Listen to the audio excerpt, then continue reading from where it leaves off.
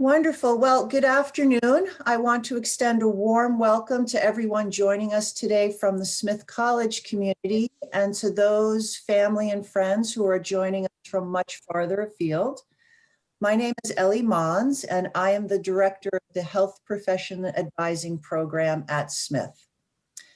Today, we are here to enjoy the third in our Smith in the World presentation series.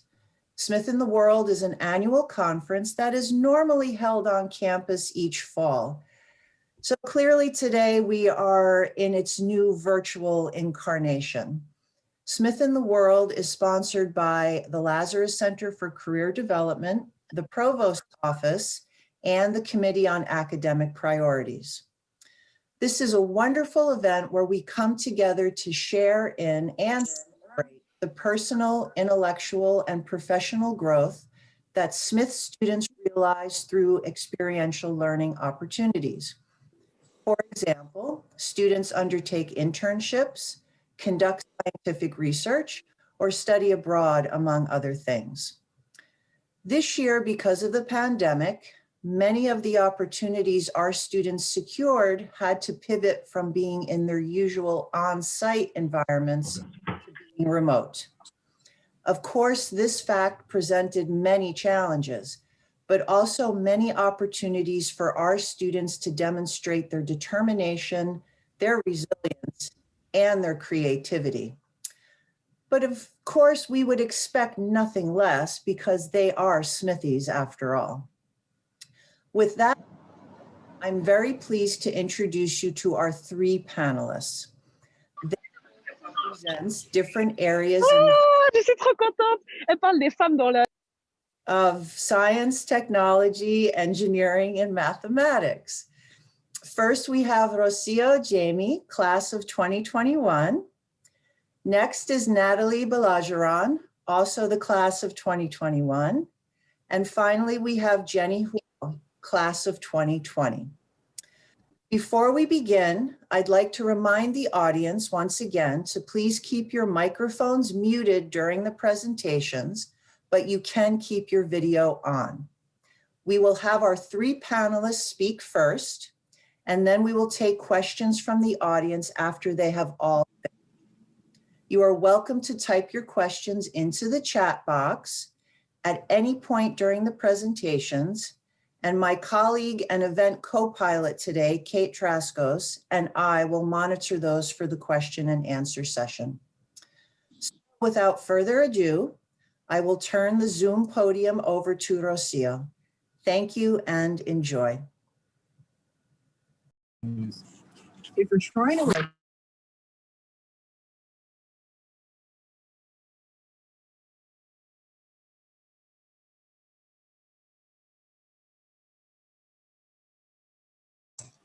Sorry, I had to unmute. Hi, everyone. My name is Rocio, and I am a senior at Smith. Oh, can everyone see my screen, my presentation? Okay. Hi, so my name is Rocio, and I am a senior at Smith. My hometown is Greenville, South Carolina. And before I delve further into my summer internship, I do want to talk about some of my other experiences and how they add on to my summer experience. So I've interned as a data analyst for Mass Mutual, and I've also done 2 internships with electronic arts on the analytics team for The Sims 4. And so through all 3 of those experiences, I have been able to have some hands-on experience with machine learning in industry and also data science and analytics. And so the internship that I got to do was actually with a research lab at Brown University. And the way that I learned about this research lab was through Professor Catherine Kinnaird, and she is under the computer science and SDS department. And so she introduced me to this research lab, and I was able to do a full-time summer internship with them last summer. And this internship, I was actually able to have it funded through Praxis. So Praxis is a grant provided by the Lazarus Center at Smith, and it allows you to have funding for an unpaid internship. So I highly recommend it if maybe there's an opportunity that's not paid, but you still want to be able to do it and get funding for it. Praxis is a great resource. And the question that the research lab and I wanted to answer is, can we maybe implement a machine learning model that can classify a patient for being at risk of Alzheimer's disease or related dementia based on Medicare insurance claims and assessment data? So a background on Alzheimer's disease and related dementia. So most people know about Alzheimer's disease, but what they don't know is that there's other forms of dementia. And the most common symptoms of dementia that we may know are memory loss and confusion and also fragility. And until recently, there wasn't necessarily clear-cut criteria for diagnosing someone with dementia until they were already far along the disease. And that's when they start showing those symptoms, such as memory loss. But by that point, there aren't many treatments to reverse the effects of the disease. And dementia is very common. It's predicted that there's about 5 million Americans with dementia, and that number will grow as the population ages. And so the benefit of perhaps pursuing this research is that it allows us to, first of all, provide an early signal for a patient being at risk, which means that you can provide preventative treatment before their condition worsens, but also it's a non-invasive assessment. So there's many studies going into trying to find out if someone has dementia or that they may suffer from it, including blood tests and brain scans. But this assessment would be looking at insurance claims and health assessments, which are kind of like you ask patients about their cognitive state and also like what is their current physical abilities. And that way it would be quick because it's computerized, and also it would be non-invasive to the patient. And the resources that I used during this internship, first of all, is data from Medicare claims and minimum data set assessments. So the Medicare claims includes claims from multiple areas, including skilled nursing facilities, hospitals, outpatient, inpatient stays. And then the minimum data set is the assessments that I mentioned earlier. And each time a patient goes into either a hospital swing bed stay, which is a long-term stay, or a nursing home, every 2 weeks, the facility is required to do these assessments. And like I said, it goes over cognitive along with hearing, speech, and vision and other aspects of the patient. And the technologies that I used for the machine learning model are Python and Jupyter Notebook. If you're familiar with computer programming, Python is a very common programming language. And the model that I used for predicting the patient's likelihood of dementia is called LightGBM, which is a gradient boosted decision tree. And a decision tree, the way that you can think of a decision tree is that each node or each circle is a node, and you ask a question regarding the patient. And for each answer, you move further down the tree, and then you have a new question, and then you move further down the tree until eventually you're able to make a decision regarding the patient. And so challenges for this internship. First of all, this was a very large data set. So it included 18 million patients, but then it also had all of their Medicare claims and assessment data for a span of 10 years. So 2007 to 2016. So it took a lot of computational processing to be able to clean the data and then prepare it in a format that can be used as input to a machine learning model. And then also, there's also just aspects of the data that were very challenging. For example, the data was temporal. And so we needed to find certain ways that we could correctly compare a patient who maybe had a diagnosis from 2012 to a patient who had a diagnosis in 2008.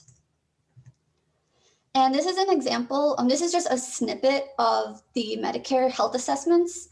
And so you can see that you have to check, this is from the cognitive portion of the assessment, by the way. And so you ask a patient a question, are they able to recall current season, location of own room?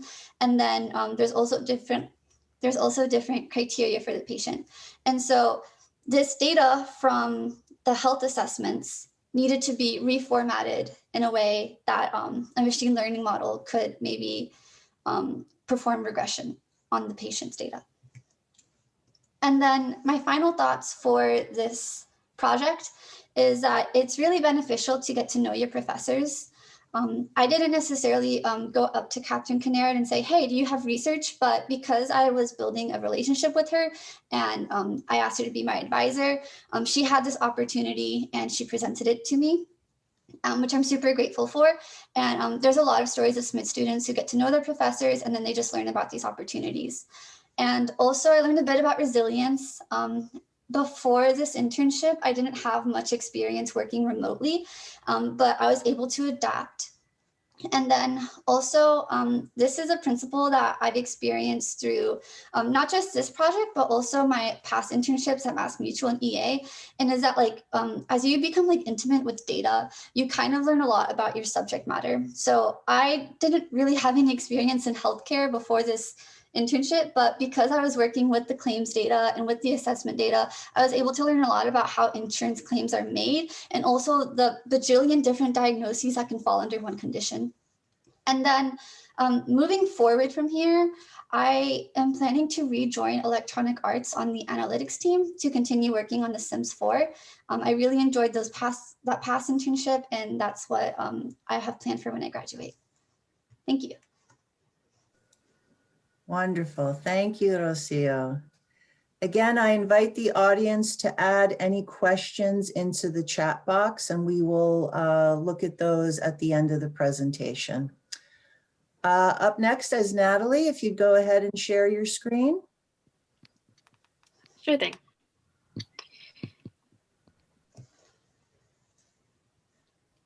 I think you guys can see it. Great.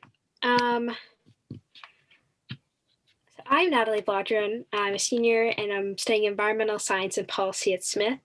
My journey at Smith has been a little different. I am a transfer student from Hampshire College who entered during my junior year.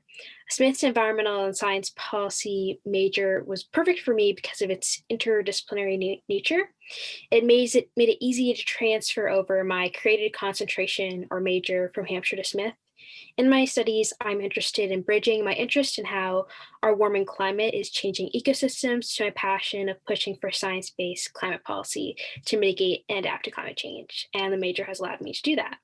So this past summer, I worked for NOAA's Climate Program Office, as well as completed a year-long research assistantship on the ecological impacts of climate change on the Arctic. So first, I spent 10 weeks this summer completing an internship with NOAA.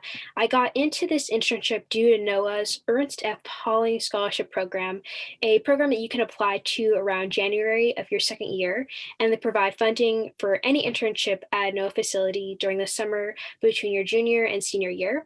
I will say that most of the time these internships are held in person, but I completed my internship remotely due to COVID, and luckily I was able to complete my project remotely without changing much of it.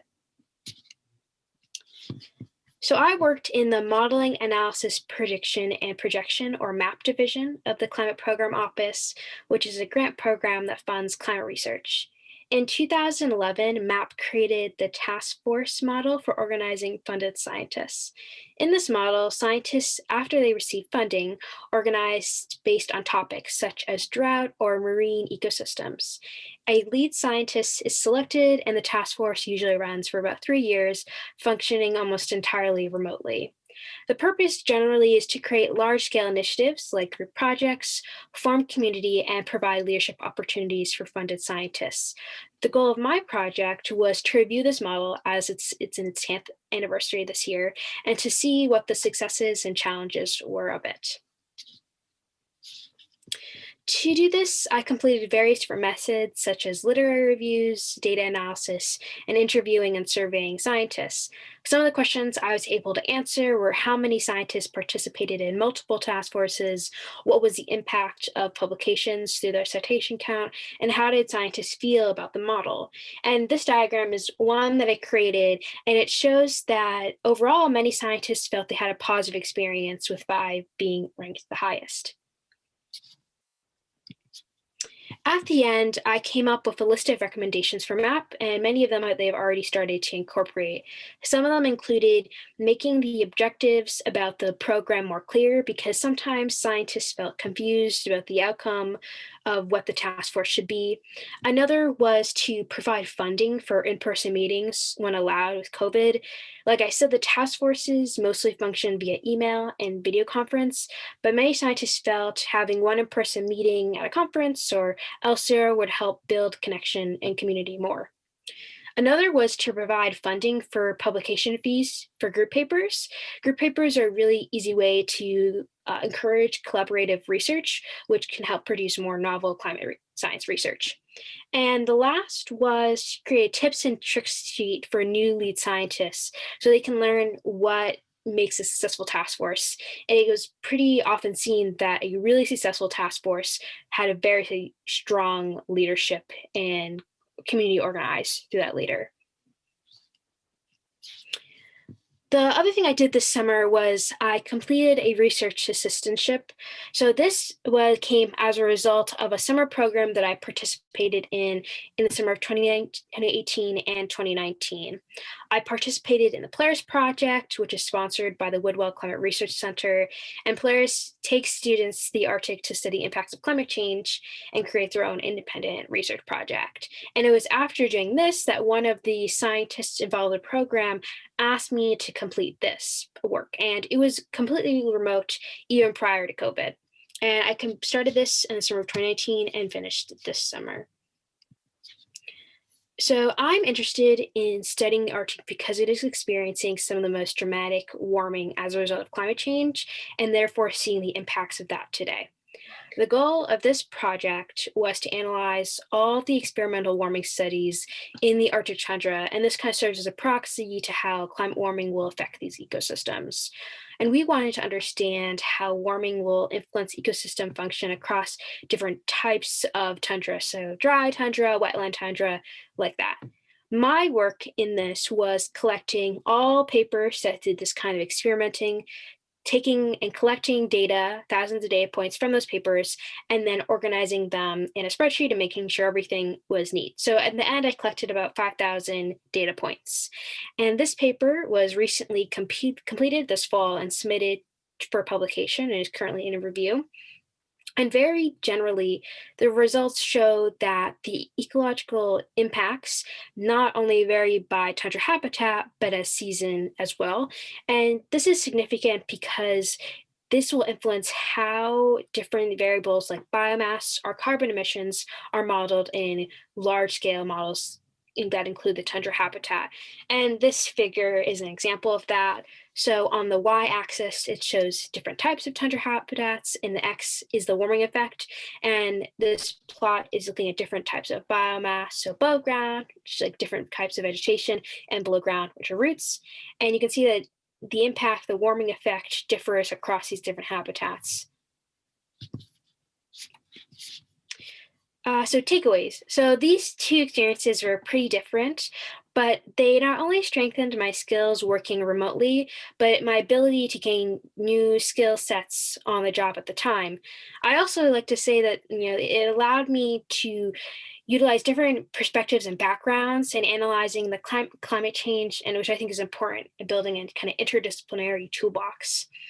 Overall, I strongly encourage applying for internships or research programs for the summer and the January term because the experiences and the connections you make are really valuable, and the Lazarus Center is a great resource for that.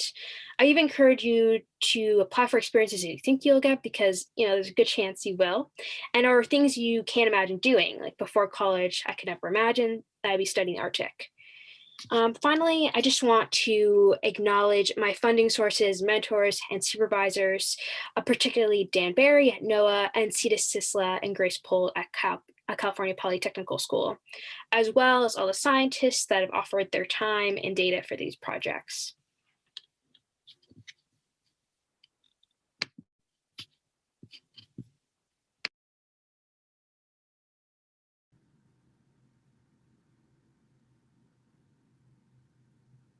Thank you. There we go. Thank you, Natalie.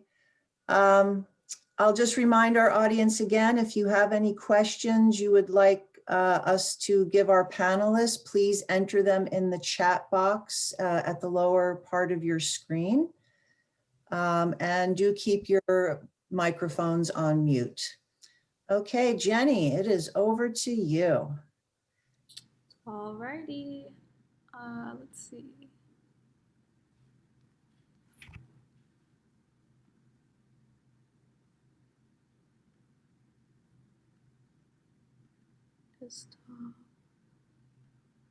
If you'll forgive me, I currently do not use Zoom anymore, and let's see. Can everyone see my screen?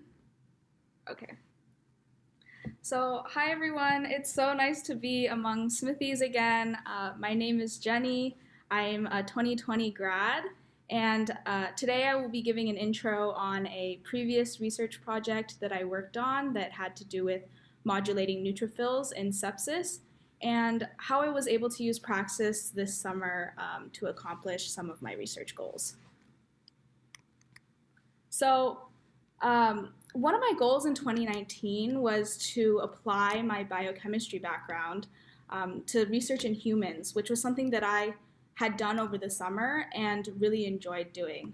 And so with this goal in mind, I used different resources that the Lazarus Center had to offer, such as CV and resume, writing appointments, and your workshops that are currently, I guess, all virtual. And I also asked around specifically to people like Ellie Mons, who had a really good sense of the healthcare community and the communities in NoHo. And I sort of directly asked her of any opportunities she knew of that matched some of my particular goals.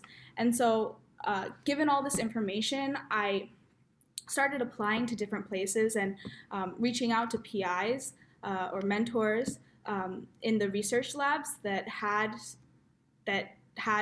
research that I was interested in.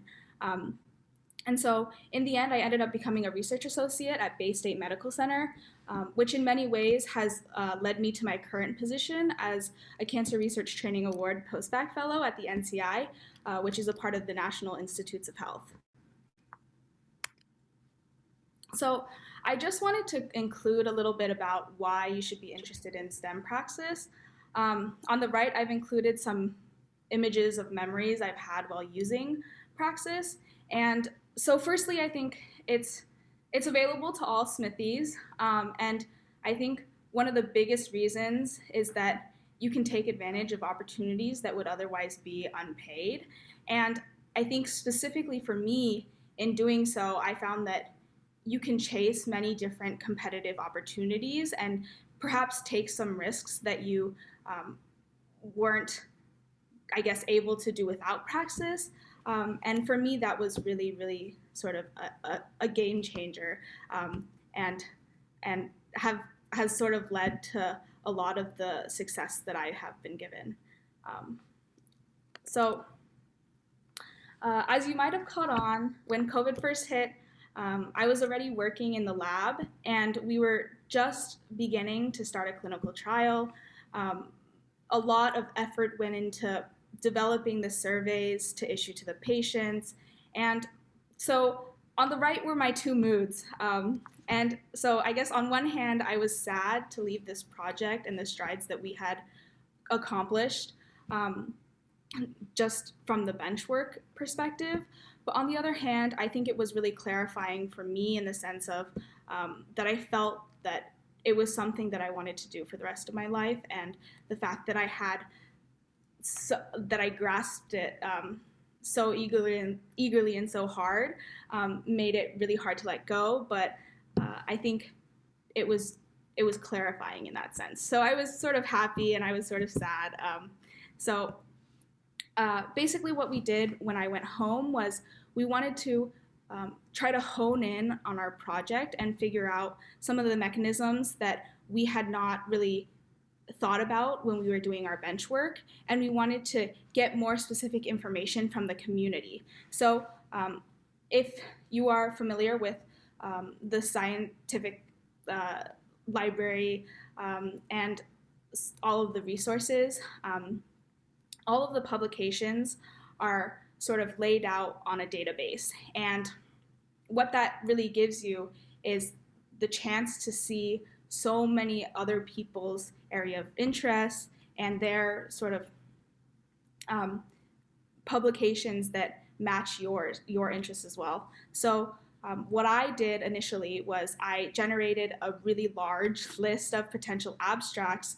And for those that are writing primary literature or writing papers right now, you probably know the significance of abstracts, and that instead of reading pages upon pages of scientific reading, it's condensed into one paragraph that will tell me, hey, this is what summarizes my entire work. And so instead of reading that much, I was reading paragraphs. And so I got through a lot of different abstracts. And from there, I was able to narrow down a list of potential neutrophil modulators, which is what we were looking into, and then began writing the review paper, which was one of the last steps. So just to give an introduction on some of the research that I had conducted, we were looking into sepsis and the role of neutrophils in sepsis. And so the definition is sepsis is a potentially life-threatening condition that occurs when the body's response to an infection damages its own tissues. So you're basically at this stage of, sometimes people say do no harm, but in this case, your body is trying so hard to fight the infection that in the end, it does more harm than good. So specifically, at the top of the image are a couple of different white blood cells. We had focused on the neutrophils, which make up 40 to 70% of all white blood cells in your body.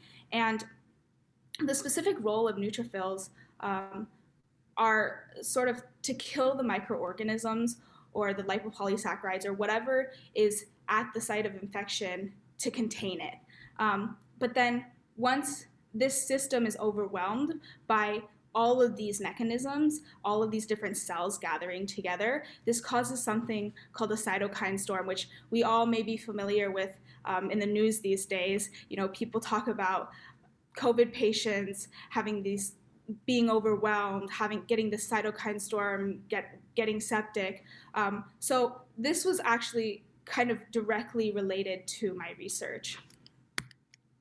And one of the hypotheses that we had was we were looking into this specific molecule called NAD, and we initially thought that this molecule that was a cofactor or something that's highly relevant in the metabolic processes in your body was beginning to get depleted during something called the hyperinflammatory phase.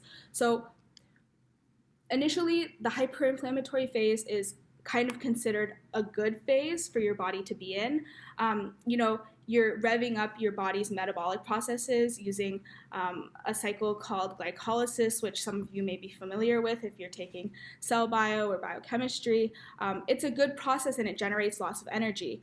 But then we sort of transition into this hypoinflammation phase where we use up all of our energy that's ready, and we start using sort of things that our body can get a hold of that aren't necessarily doing good things. And so our initial hypothesis was during sepsis, inflammation may consume NAD faster than it can be replaced, leading to a relative deficiency, and so causing this septic process to continue.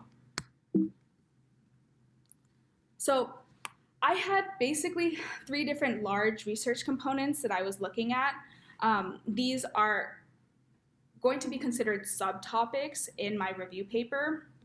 The first thing that I looked at were the recruiting properties of neutrophils. What other cells do they communicate? And we actually found that neutrophils are not just communicating with something called IL-4, IL-6, and IL-8, which are interleukins, which are also part of your immune system. They also interact with many different other cells. And that's also what caused me to look into the signal transduction pathways of neutrophils. And particularly, we looked at what prolongs the survival of a neutrophil, but also what causes the death of it as well. And so those two within a cell are very different mechanisms that I wanted to sort of figure out and have some sort of clarity and rationale for. And so the last thing that I looked at was the neutrophil kill mechanism. So a lot of white blood cells particularly are able to sort of what I call like spit out certain elements that causes other harmful cells to die. So I looked at these processes that are oxygen independent and also oxygen dependent. Neutrophils are known for releasing reactive oxygen species, which are sort of the things that I think of like a spaceship, and then having soldiers that come out of the spaceship that go on to like kill other things or kill other bad enemies. And so that's sort of like a reactive oxygen species, which could be good and could be bad. So those were the three main things that I looked at. So in terms of conclusions, before I came home due to COVID, we had tested for the NAD deficiency in neutrophils during the hyperinflammatory phase. And well, you'll just have to wait and see, but that paper is coming out, and we'll give you some clarity on what actually occurred. And then another thing we want to do is initiate that clinical trial. I actually just heard back that it might be a clinical trial involving COVID patients, so that's really cool for my previous mentor. And then another thing we want to do is investigate the role of other white blood cells in sepsis. So I think particularly this project and what became of this project was directly in line with some of my career goals. I'm as Ellie is very familiar with, will be part of the 2022 MD PhD cycle, which I am really excited to be a part of. And so I think without Praxis, I wouldn't be where I am today, and I wouldn't have gotten all of these opportunities.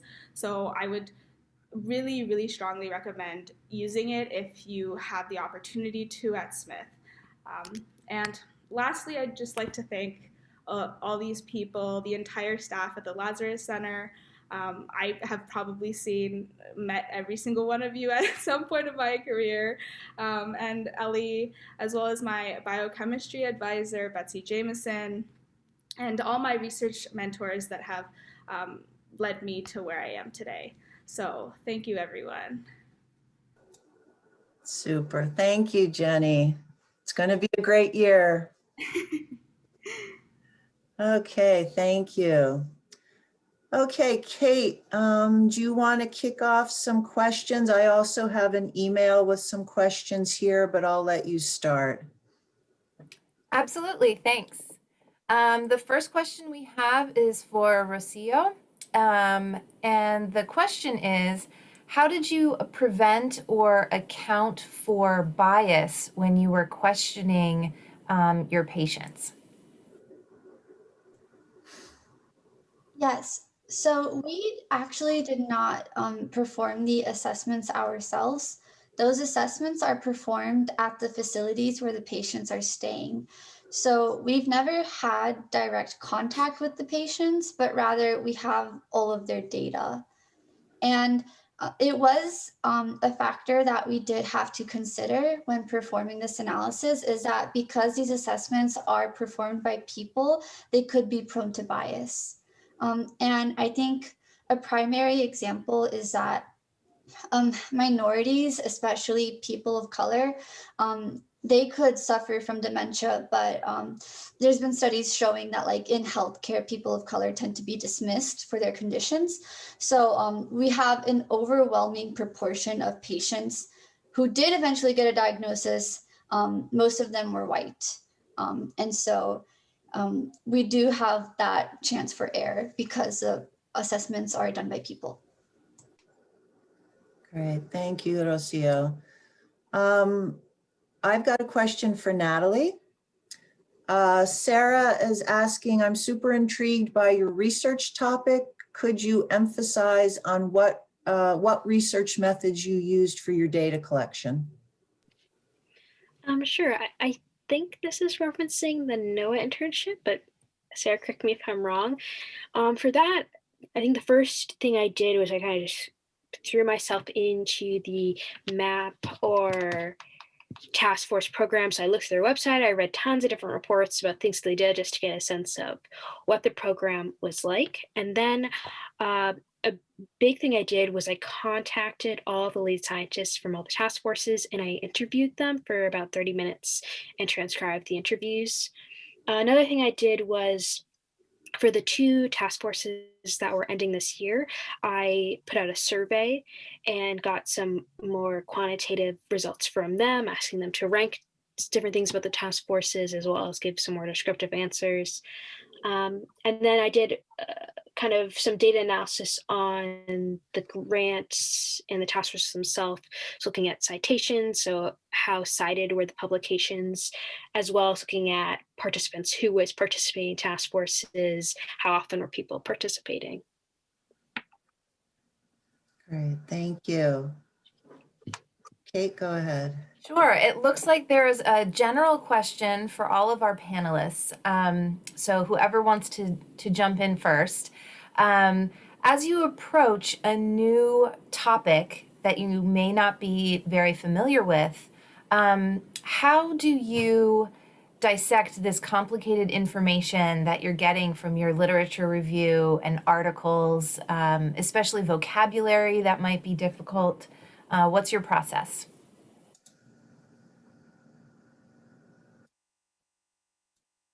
So that's a really good question. I would say I sort of briefly mentioned you could read the abstract, which gives you a really condensed sort of first go at what the article you were looking at would sort of try. And then sort of the second thing that I wanted to add for that is you could ask your mentor or your PI, someone who's really, really familiar with the research topic. I'm betting that I think the first research experience I had, I asked my PI a million questions, and I would say that there is no dumb question when it comes to primary literature. It's sort of just that in order to get going, everyone goes through the same exact process. So yeah, those are just some tips if anyone wants to add anything.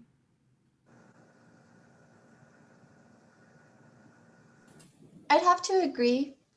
So for my project, there were like 2 subject matters that I had to become very familiar with. So one was the machine learning component of the project, but then I also had the healthcare component of the internship. And so for the healthcare component, I asked a lot of questions to the main supervisor of the lab, and he's a professor of public health at Brown, Eric Jerkowitz.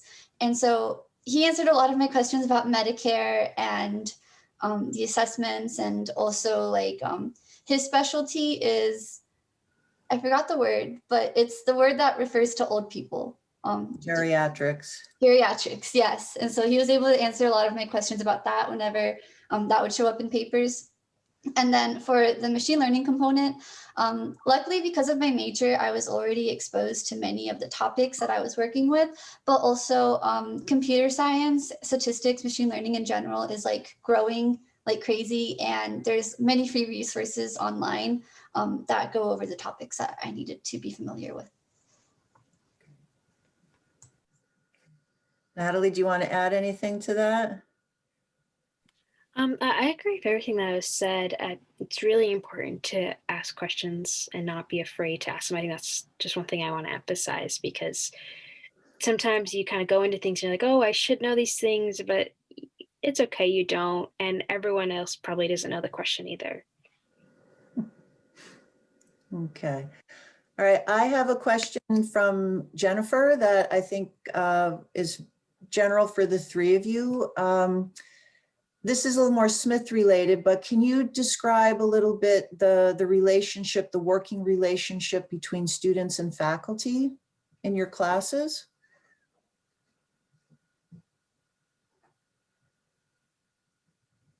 Anybody want to start? Faculty are an amazing resource. Neither one of my research experiences were a result of my faculty advisor, but I will say that I was talking to my advisor when I had to choose a NOAA internship, and I was like really overwhelmed. There's so many options, and I told him kind of what I was interested, which is more applied scientist and kind of this internship was supposed to be in the DC area, and I wanted to be there, and he connected me with someone he knew, and then they connected me. So it was through my advisor that I actually was able to identify my mentor for my internship, and that's kind of what they're there for, just helping you either through getting through your internship or either finding research experiences that you might be interested in.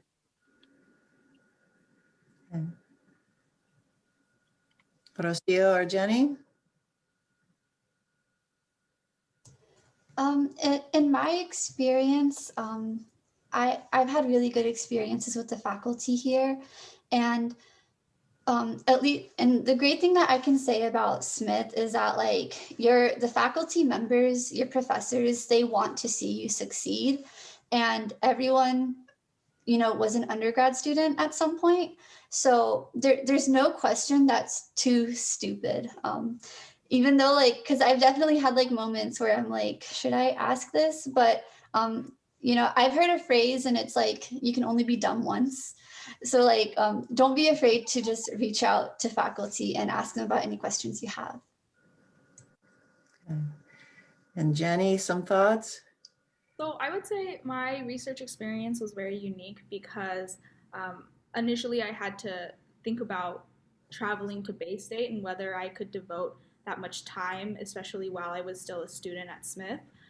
So I actually reached out to my advisor, my biochemistry advisor, who had actually worked so hard to get academic credit for the research that I was doing at Bay State. So we ended up sort of collaborating in the sense that my biochemistry advisor acted as a liaison so that I could be assigned credit for the research that I was doing. So I think being able to sort of do something that's unique and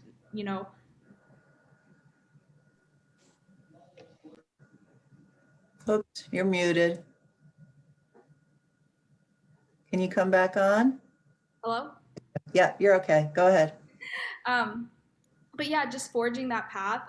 Sometimes it's the path less taken, but it's putting yourself out there and taking those risks that are going to be the most important parts of society and like how we really sort of how we assert ourselves. So Great, thank you. Kate, you got another one?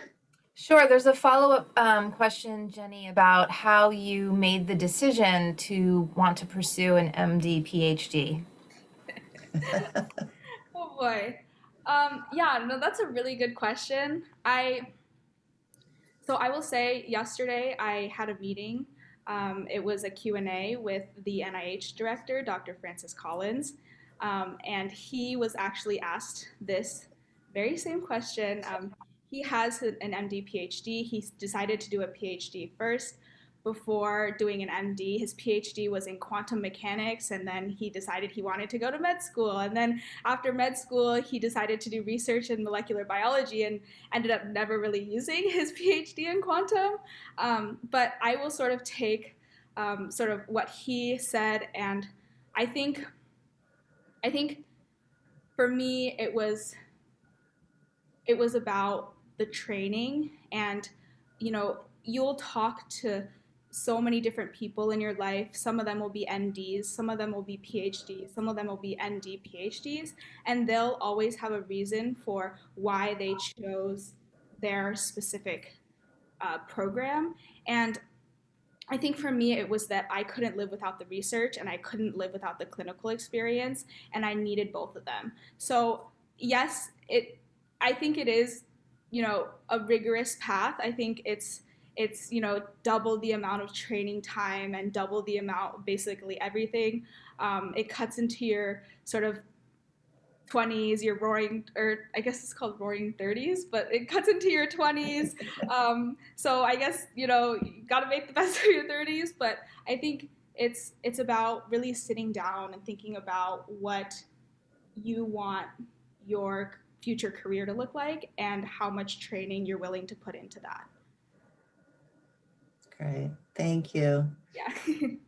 Rocio, Alexandria is asking if you could talk a bit more about your EA experience. Yeah, so I worked on the analytics team for The Sims 4. And so in summary, the work that I did was primarily using user data, so gameplay data, and then also like transactional data.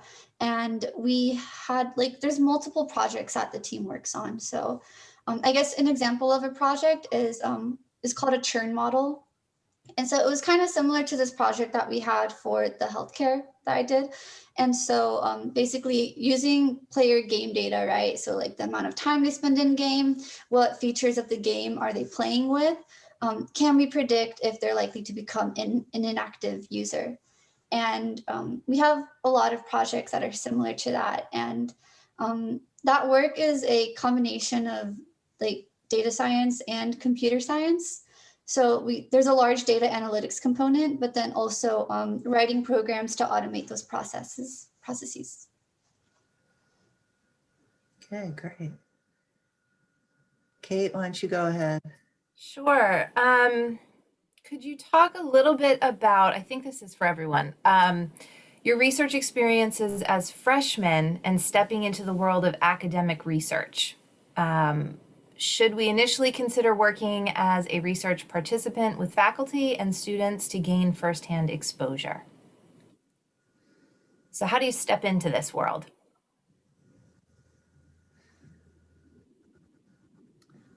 So I think, as I said before, I don't think that there's one right path. I think that at the beginning, it was really just chasing your passions.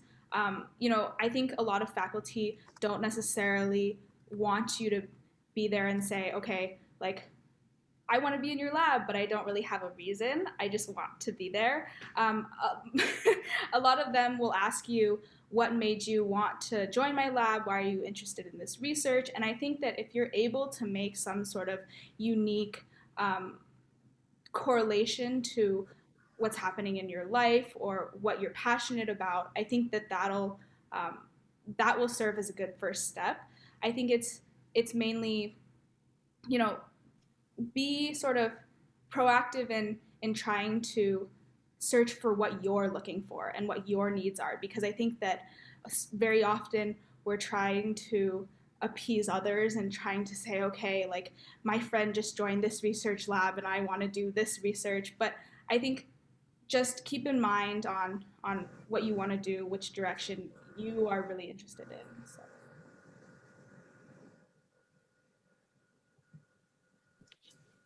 Yeah, I agree with that. And I guess echoing things we've said already, to kind of getting involved with that research initially is just kind of asking different faculty that are doing research what you're interested in, or asking them what they're researching or what they're working on. And if they don't have something, maybe they know someone that can connect you with research that you're interested in.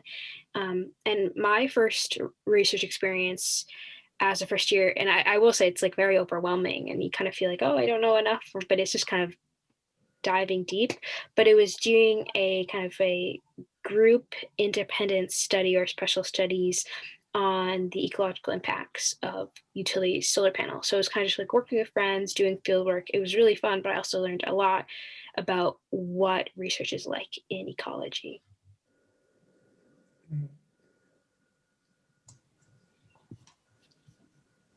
Yeah, and I kind of mentioned this in the presentation, but it's just good to get to know your professors and faculty members, because that's how you get to learn about those opportunities. And I think it's also a good idea is like if you have friends in your major or friends who, do research that you're interested in, maybe like get to know about their research and maybe see if like they're able to help you with the connection. Because the first research I ever did at Smith was actually with Professor Nick Howe, and I had a friend who was already doing research with him.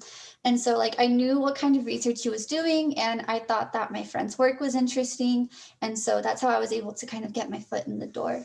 But it's really beneficial to just like have connections and also make sure that you're pursuing opportunities that interest you and not that you just want to do them to like have them on your resume. Great. This is another question for all of you. When you arrived at Smith, did you already know what you wanted to major in? And if not, what was it like being able to explore various majors or figure out what you wanted to do?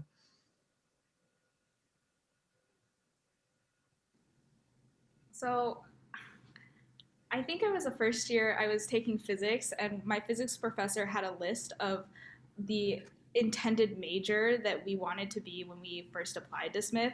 And mine was neuroscience, which is not quite off, but also when I first I think I took a cellular and molecular neuroscience class, and after like the first 15 days, I was like, nope, not for me. So I think absolutely not. I think, I came in really thinking that I would, in high school, I was really good at memorizing things. And, I thought, okay, maybe I could use my memory to do a sort of neuroscience. But I think it's really, really easy with the liberal arts curriculum to pivot and change paths. I don't think that you really have to, go for whatever you do first year. I think it's really, I really kept an open mind, and I don't think that my path was necessarily traditional at all. Decided to do philosophy halfway into my Smith career, and here we are. So I would say it's really, really open to whatever you desire.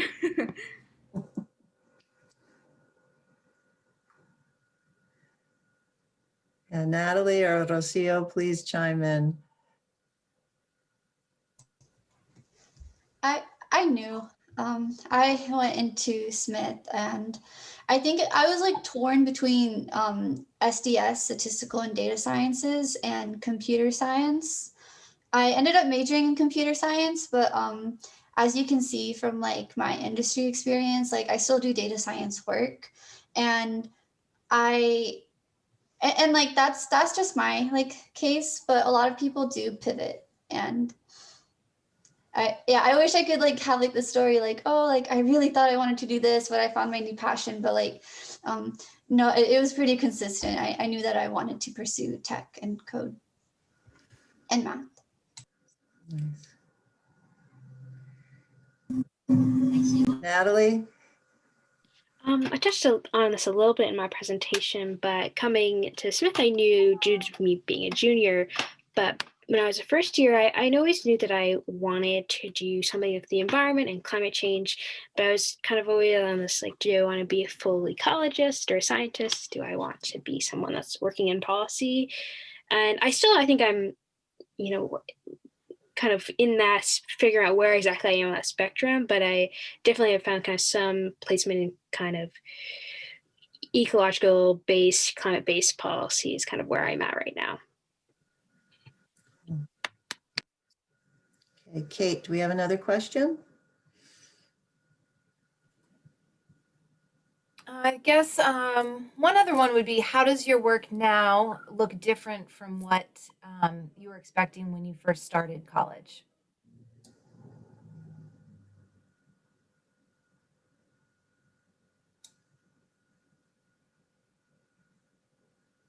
So kind of, I think, building on the past question of, do you come in and know, or are you coming in, excuse me, and figuring it out? So, now being able to look back, what has changed for you?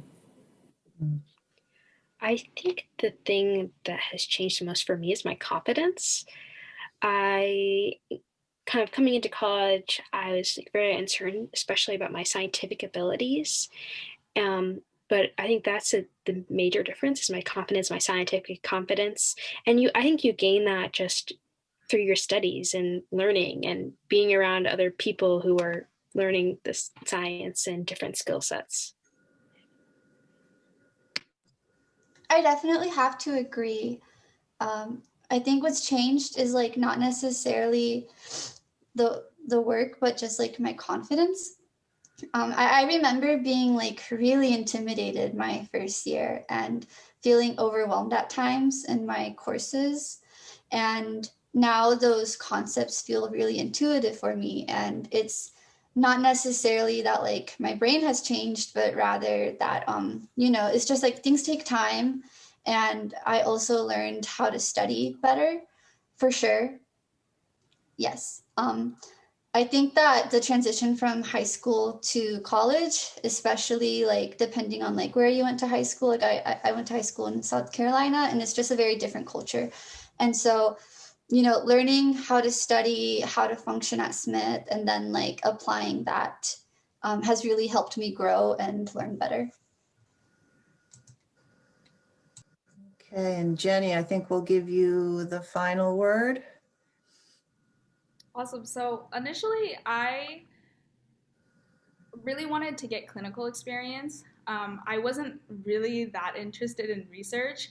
I had gone to several lunch bags and I had listened to a lot of presentations, but I think during my first year, I was really involved with the swim team and I was really involved in my piano in the music department. So I think for me, it was more important at the time to grow in that aspect. And so I didn't really touch research until I would say like my second year. And I think if I had to make that decision again, I definitely would not go back on it because the second year I had so much more knowledge and learning under my belt that I could contribute to research in a very positive way. Not to say that you can't join research your first year, but I think for me it was really that shift that caused me to enjoy research a lot more. I was sort of like the person that had so much stamina and like really wanted to get into this project because I didn't have that first year experience. So I think it really changes from person to person. Okay, great. Well, I think we are about out of time for our session today. I just want to extend another very big thank you to our panelists for taking the time to share their experience with us today.